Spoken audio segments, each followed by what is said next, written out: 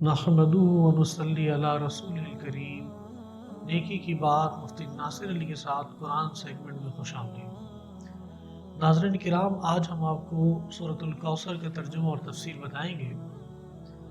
सूरतुल कौसर एक ऐसी सूरत है कि जो आम तौर पे हर मुसलमान जो नमाज पढ़ता है बकसरत इस सूरत को नमाज में पढ़ता है। तकरीबन हर नमाज में ही इस सूरत की तिलावत की जाती है, इसको पढ़ा जाता है। लेकिन कमकिस्मती से कुरान से नावाक़फ़ियत की बिना पर, उसके मफ़हूम और माने से नावाकिफ़ होने की बिना पर हमें मालूम ही नहीं होता कि हम अल्लाह ताला के इस कलाम के अंदर जो पैगाम छुपा हुआ है उसके ज़रिए से क्या क्या नेमतें हासिल कर सकते हैं।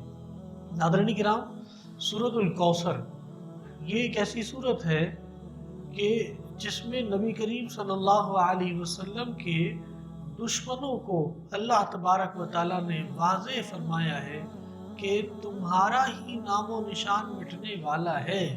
मेरे पैगंबर मेरे हबीब का नाम तो ता क़यामत बाकी रहेगा। जो मेरे हबीब के दुश्मन हैं उन्हीं का नाम मिट जाने वाला है। कौसर अरबी ज़बान में खैर कसीर के लिए इस्तेमाल होता है। किसी भी चीज़ के अंदर जब बहुत ज़्यादा बरकत की बात हो तो उसको कौसर कहा जाता है। नाज़रीन किराम, सबसे पहले इसका शान नुज़ूल समझ लीजिए।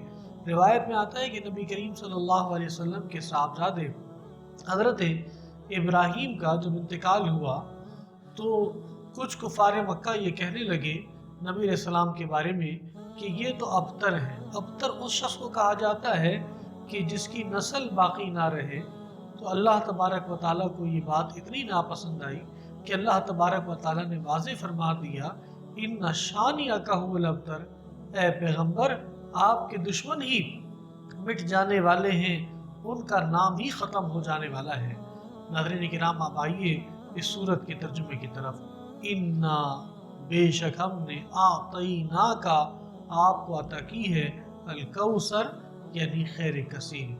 फसल्लि लिरब्बिका, बस अपने रब के लिए नमाज पढ़िए। वन्हर, और कुर्बानी कीजिए। इन्ना शानिअका, बेशक आपका दुश्मन ही वल अबतर, उसकी नस्ल ही ख़त्म होने वाली है।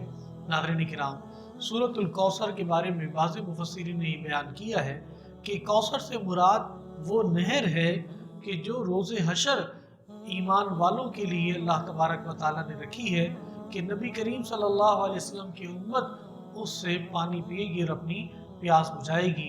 हदीस मुबारक में आता है कि जो शख्स हौज़े कौसर से एक बार पानी पी लेगा उसको उसके बाद फिर कभी प्यास नहीं लगेगी। दूसरी रिवायत में आता है हौज़े कौसर पे जो प्याले हैं उनकी तादाद आसमान के सितारों से भी ज़्यादा है। अल्लाह तबारक व तआला ने अपने हबीब को बशारत दी है कि ए पैगंबर, हमने आपको कौसर अता की, यानी वो नहर अता की है कि जो बहुत ज़्यादा खैर व बरकत वाली है। बस इसके शुक्राने के अंदर आप ये कीजिए, फसल्लि लिरब्बिका, एक तो नमाज पढ़ते रहिए, वन्हर, और दूसरा ये है कि कुर्बानी करते रहिए। नहर कहा जाता है ऊँट को ज़िबा करना। ऊँट को ज़िबा करने को नहर कहा जाता है। इसलिए अल्लाह तबारक व तआला ने यहाँ पे अपने पैगंबर को हुक्म दिया है कि जब हमने आप पर नेमतें की हैं तो शुक्राने के तौर पर आप ये दो काम कर लीजिए।